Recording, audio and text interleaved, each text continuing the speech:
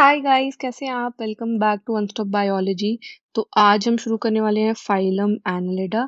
मैं आपको याद दिला दूं, अगर आपने पहले के वीडियोस नहीं देखे हैं तो हम इस टाइम पर कर रहे हैं एनसीईआरटी चैप्टर 4 क्लास 11th की। और हमने चैप्टर 4 भी हाफ खत्म कर दिया है, जिसमें हमने बेसिस ऑफ क्लासिफिकेशन और कुछ फाइलम्स ऑलरेडी पढ़ लिए हैं। ठीक है, तो आज हम स्टार्ट करने वाले हैं फाइलम एनालिडा, और हम अगेन 3 से 4 फाइलम कवर करने का ट्राई करेंगे। ठीक है, तो एनालिडा से स्टार्ट करते हैं। बेसिकली एनालिड्स जो होते हैं वो एक तो एक्वेटिक हो सकते हैं और वो टेरेस्ट्रियल भी हो सकते हैं। ठीक है, अभी एक्वेटिक में वो मरीन और फ्रेश वाटर दोनों में ही पाए जाते हैं। फिर वो फ्री लिविंग भी हो सकते हैं और वो पैरासिटिक भी हो सकते हैं, मतलब वो एनिमल्स में एज पैरासाइट भी पाए जा सकते हैं। बॉडी ऑर्गेनाइजेशन जो है उनकी वो होती है ऑर्गन सिस्टम लेवल की, तो advance level of body organisation है। और सिमेट्री होती है बाइलेटरल। ठीक है, तो हमने जब फर्स्ट वीडियो बनाया था इसमें, तो हमने पढ़ा था कि सिमेट्री दो तरीके की हो सकती है, इधर रेडियल और बाइलेटरल। तो एनालिडा के केस में इनकी सिमेट्री होती है बाइलेटरल। अगर आपको ये टर्म्स नहीं समझ में आते हैं तो मैं इसको हर वीडियो में एक्सप्लेन नहीं करूंगी, और मैं आपको रिक्वेस्ट करूंगी कि आप जो पहला वीडियो है बेसिस ऑफ क्लासिफिकेशन वाला, वो एक बारी देख लीजिए। ठीक है, तो उसके अलावा जो है ये होते हैं ट्रिप्लोब्लास्टिक, मतलब कि एक्टोडर्म, एंडोडर्म और मीजोडर्म तीनों लेयर्स प्रेजेंट होती हैं। एक हमने टर्म पढ़ा था कि मेटामेरिकली सेगमेंटेड। तो जब हम बेसिस ऑफ क्लासिफिकेशन पढ़ रहे थे तो हम पढ़ रहे थे कि कुछ एनिमल्स ऐसे भी होते हैं जो मेटामेरिकली सेगमेंटेड होते हैं। ठीक है, तो बेसिकली एनालिडाई वो फाइलम है जहां पर मेटामेरिक सेगमेंटेशन होता है, और ये सीलोमेट होते हैं। ठीक है, तो ये इनमें ट्रू बॉडी कैविटी भी होती है। अब बेसिकली ये मेटामेरिकली सेगमेंटेड और इनका नाम एनालिडा क्यों है, वो इसी वजह से है। ठीक है, तो ये जो एनिमल्स होते हैं, जो एनालिड्स होते हैं, उनका जो बॉडी सरफेस है, जो बॉडी सरफेस है वो होता है डिस्टिंक्टली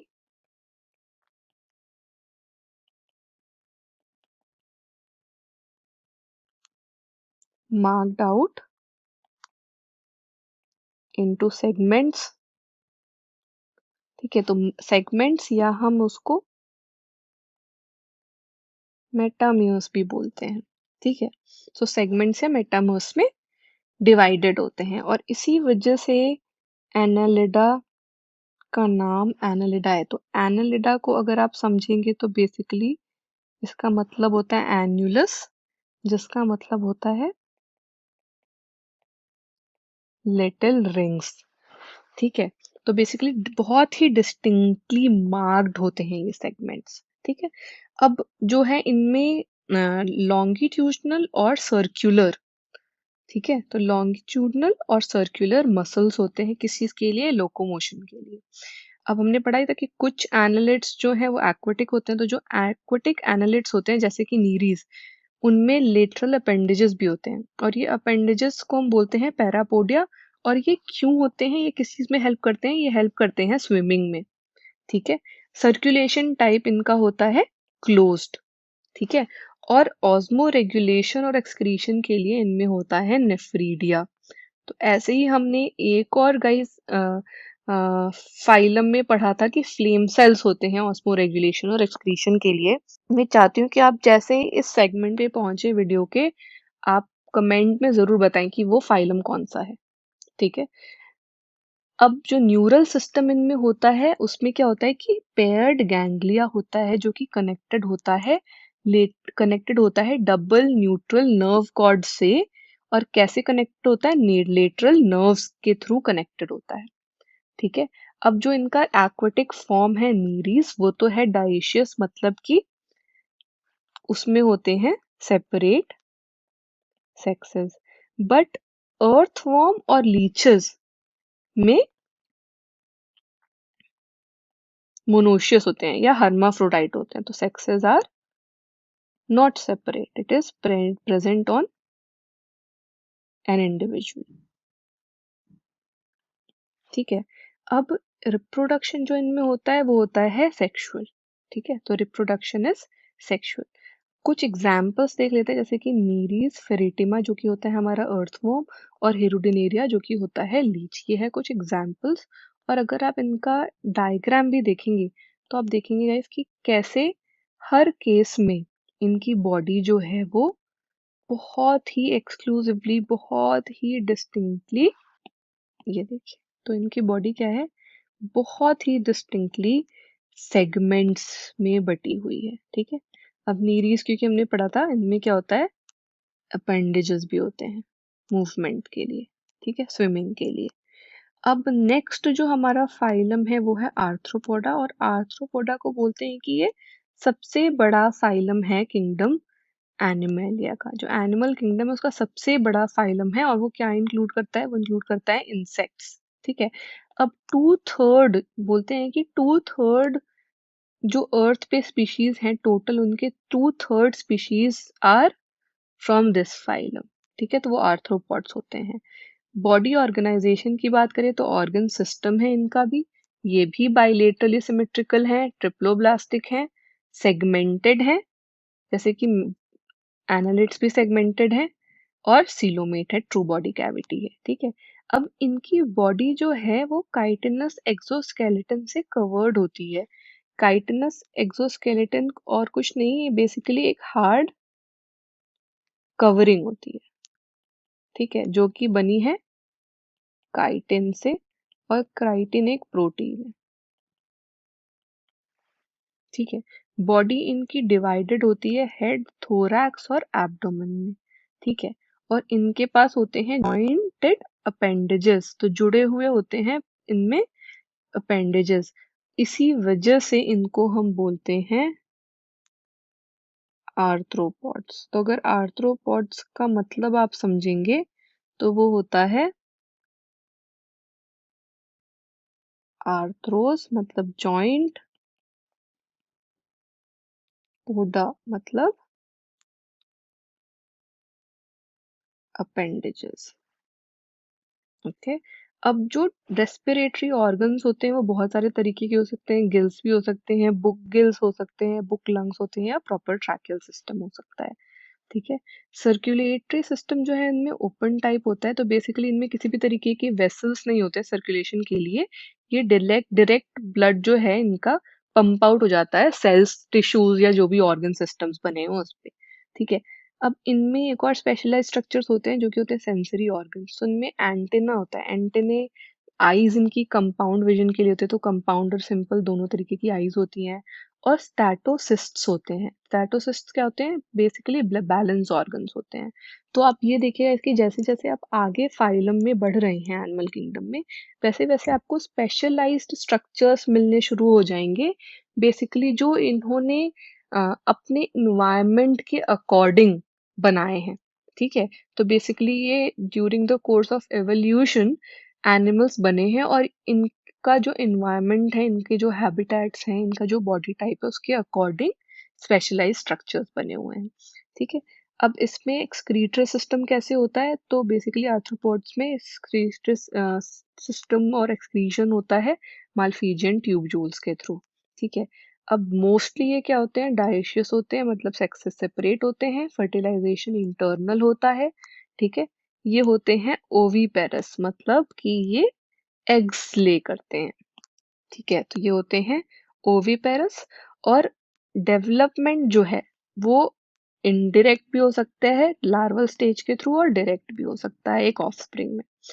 एग्जाम्पल्स बहुत सारे हैं, जैसे कि हनी भी है, एपिक्स, सिल्कवर्म है, Bombyx Mori, decipher which is a lac insect. फिर बहुत सारे वेक्टर्स होते हैं, जैसे कि मॉस्किटोज, है ना, तो एनोफिल्स, क्यूलेक्स और एडीज, तीनों ही डिफरेंट स्पीशीज हैं मॉस्किटोज की। ठीक है। फिर कुछ ग्रेगेरियस पेस्ट होते हैं, लोकस्टा जैसे, लिविंग फॉजिल होता है जैसे लाइम्यूलस, किंग क्रैब जिसको बोलते हैं, जो कि एक फॉजिल है ना। तो आप देख रहे हैं कि काफी वैरायटी का भी डाइवर्सिटी है।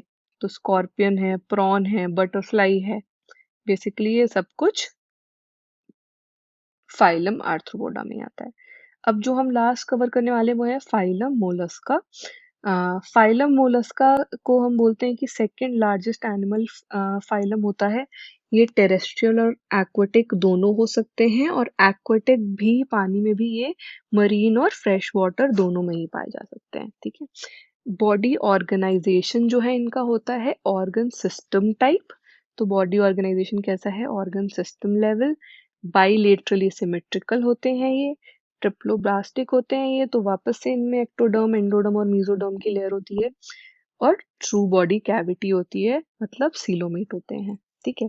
अब जैसे हमने देखा आर्थ्रोपोडा के केस में बॉडी उनकी कवर्ड होती है काइटिनस एक्सोस्केलेटन से, वैसे ही इनके केस में बॉडी कवर्ड होती है कैल्केरियस शेल से। लेकिन अभी तक हमने देखा एनालिड्स और आर्थ्रोपोड्स क्या है, सेगमेंटेड होती है बॉडी, बट मोलस्का के केस में ये अनसेगमेंटेड होती है, और डिस्टिंक्ट बस हेड, मस्कुलर फूट और एक विसरल हम्प होता है। ठीक है। अब ये जो बहुत सॉफ्ट और स्पॉन्जी लेयर होती है स्किन की, जो कि एक मैंटल बनाती है विसरल हम्प के ऊपर। ठीक है। और जो स्पेस है हम्प और मैंटल के बीच में, उसको हम बोलते हैं मैंटल कैविटी। ठीक है। और ये बेसिकली क्यों होता है, इनमें प्रेजेंट होते हैं बहुत ही डेलिकेट फेदर लाइक गिल्स, और गिल्स क्या करता है, रेस्पिरेशन। ठीक है। तो बेसिकली रेस्पिरेटरी और एक्सक्रीटरी फंक्शंस दोनों ही प्रेजेंट होते हैं। ठीक है। अब जो एंटीरियर हेड रीजन है, जो उनका ऊपर का सर का पार्ट है, उसमें होते हैं सेंसरी टेंटिकल्स। ठीक है। तो टेंटिकल्स इनमें एक अगेन स्पेशलाइज्ड स्ट्रक्चर हो गया, जैसे कि हमने आर्थ्रोपोडा में भी देखा कि अलग अलग तरीके के स्ट्रक्चर्स है, जैसे एंटेना, आईज, कंपाउंड और सिंपल दोनों तरीके की होती हैं, वगैरह वगैरह है। अब जो इनका माउथ वाला रीजन है, जो माउथ है, उसमें होते हैं बहुत ही पतले पतले, मतलब फाइल लाइक रैस्पिंग ऑर्गन्स, जो इनको फीडिंग में हेल्प करते हैं, और उनको हम बोलते हैं, उन ऑर्गन्स को बोलते हैं रेड्यूला। तो बेसिकली मोलस्क्स में रेड्यूला होता है फॉर फीडिंग। ठीक है। अब अगर रिप्रोडक्शन की बात करें तो again sexes are separate, so they are dioecious and they are oviparous, मतलब they lay eggs, and development of that embryo is indirect, so they always have a larval stage present before it becomes an offspring. Okay. Now some of the examples क्या है, तो कुछ examples हैं जैसे कि apple snail, पाइला, ठीक है, octopus, squid, oyster, peanut ada, cuttlefish, septa. तो अगेन आप देख रहे हैं कि काफी तरीके के, काफी वैरायटी है एनिमल्स में, जो कि फाइलम मोलस्का का पार्ट है ना। तो गाइस हमने इसी के साथ 3 और फाइलम कवर कर लिए हैं। आगे का हम नेक्स्ट वीडियो में कवर करेंगे। आई होप आपको ये सारे टर्म्स मैं जो ले रही हूँ, जो डिस्टिंक्शन समझा रही हूँ, जो वैरायटी बता रही हूँ, वो समझ में आ रही है। आई होप आपको ये वीडियो समझ में आया होगा। अगर आपको ये वीडियो समझ में आया तो प्लीज़ उसको अपने फ्रेंड से शेयर कीजिए और लाइक ज़रूर कीजिए।